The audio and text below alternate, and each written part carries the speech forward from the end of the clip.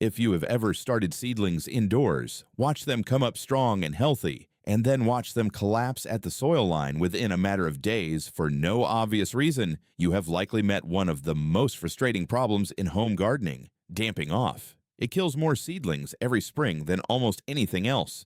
It strikes without warning, and by the time you notice it, it is usually too late to save what has already fallen. Entire trays that looked perfect the night before can be half empty by morning, and most people never even figure out what happened. They just assume they did something wrong and try again with the same result. What most families never learn is that the fix for this has been sitting in their spice rack the entire time, in the form of ordinary ground cinnamon. Let's talk about why this actually works, because I want you to understand the mechanism, not just follow instructions blindly. Damping off is not caused by a single organism. It is typically caused by a group of soil-borne fungi and fungus-like organisms, including species from the Pythium and Rhizoctonia families that thrive in moist, low airflow conditions, exactly the environment you accidentally create when you start seeds indoors in trays covered with plastic domes. These organisms attack the stem right at the soil line, where moisture tends to collect, cutting off the seedling's ability to stand upright or move water through its stem.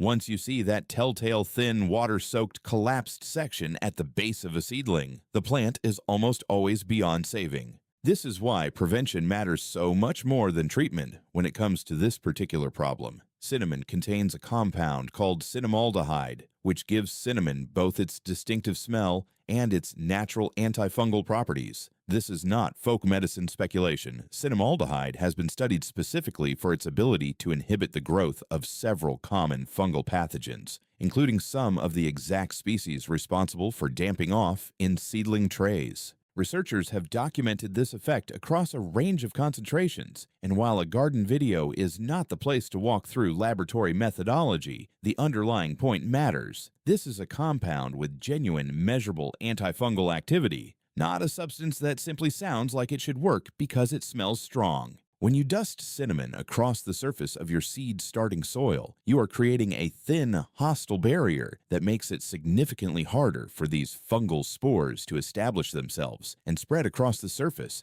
where your seedlings are most vulnerable. Here's where I want to slow down and correct a misunderstanding that spreads constantly around this trick, because getting it wrong is exactly why some people try cinnamon once, see no results, and assume the whole idea is nonsense. Cinnamon is fundamentally a preventive tool, not a rescue treatment. Once a seedling has already collapsed from damping off, the internal damage to its stem is done, and no amount of cinnamon dusted onto the surface afterward is going to bring that particular seedling back. The real power of this trick is in stopping the problem before it starts, or slowing its spread to protect the seedlings around an already affected one. If you are expecting cinnamon to revive plants that have already fallen over, you are going to be disappointed, and that disappointment is where most of the online skepticism about this trick actually comes from. Now let's get into exactly how to use it correctly, because the application method matters just as much as the ingredient itself. The first method, and the one most people should start with, is a simple surface dusting at the time of planting. After you sow your seeds and lightly cover them with soil, sprinkle a thin, even layer of ground cinnamon directly across the entire surface of your seed tray or pot. You do not need much. A light dusting is enough to create the protective barrier, and using too much will not meaningfully improve results. It will simply waste your cinnamon.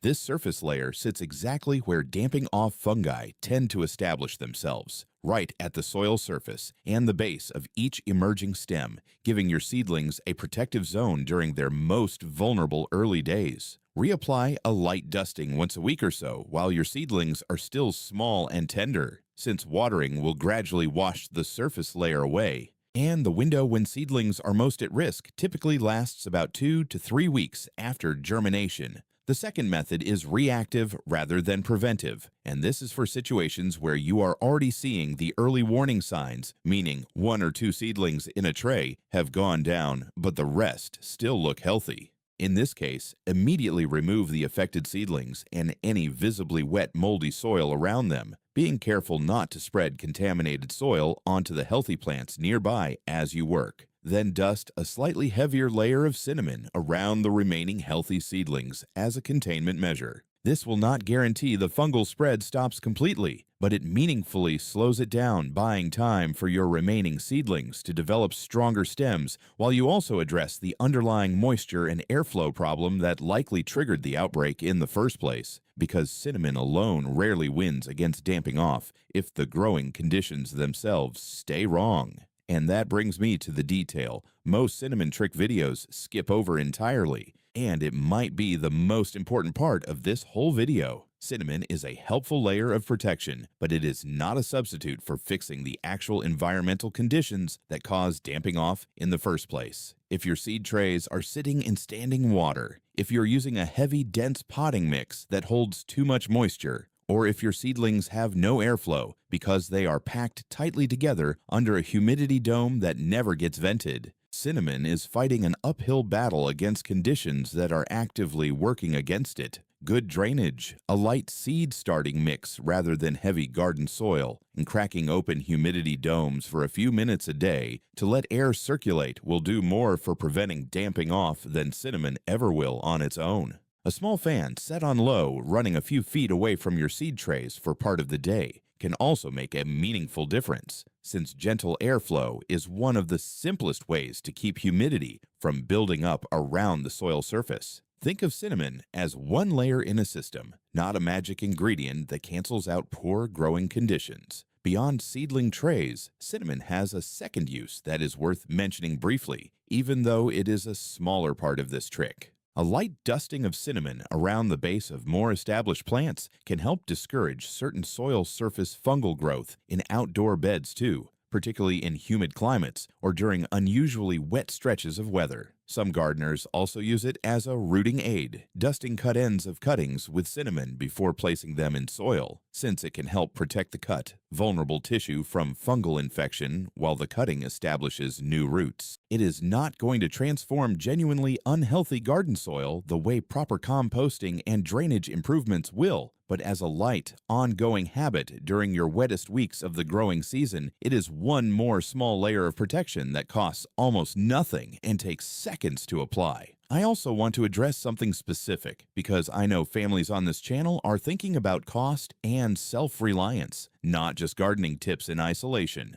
A single container of ground cinnamon from your kitchen spice rack can treat dozens of seed trays across an entire growing season. This is not something you need to buy in bulk or treat as a specialty product. The same cinnamon sitting in your baking cabinet right now is functionally identical to what you would use in your garden, which means this costs you nothing beyond what you already have on hand. Exactly the kind of quiet, $0 habit this channel has been building toward with every trick we have covered. For families raising young kids alongside a garden, it is also worth mentioning that cinnamon is about as safe a substance as you could ask a child to help handle and sprinkle, which makes this one of the easier tricks to turn into a genuine shared task rather than something only the adults manage alone. Let's be honest about the limitations here too.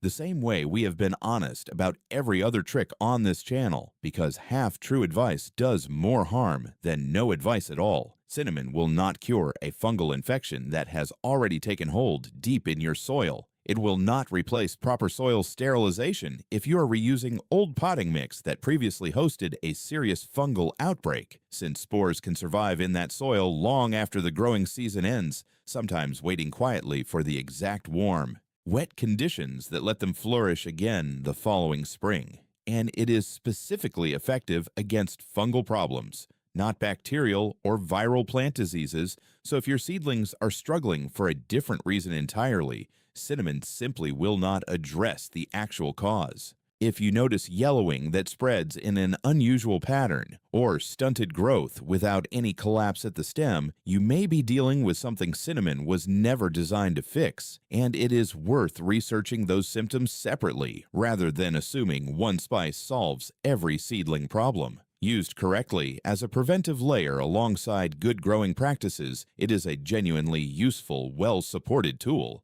Used as a cure-all after the damage is already done, it will only leave you disappointed and convinced the whole trick does not work, when the real issue was the timing and the expectation, not the cinnamon itself. This is exactly the kind of small, unglamorous habit that fits alongside everything else we have covered on this channel. Combine a light cinnamon dusting at planting time with the eggshell calcium boost, the coffee ground and banana peel fertilizer, and the wood ash mineral supplement, and you have built an entire soil management system using nothing but items that were already sitting in your kitchen and your fireplace, never once needing to drive to a garden center or open your wallet. Season after season, these small habits stack quietly on top of each other, and the family that started with just one of these tricks a few months ago is now running a genuinely self-sufficient soil program without ever having framed it that way at the start. Start this season by dusting a thin layer of cinnamon across your next batch of seed trays the moment you plant them, before any problem has a chance to start.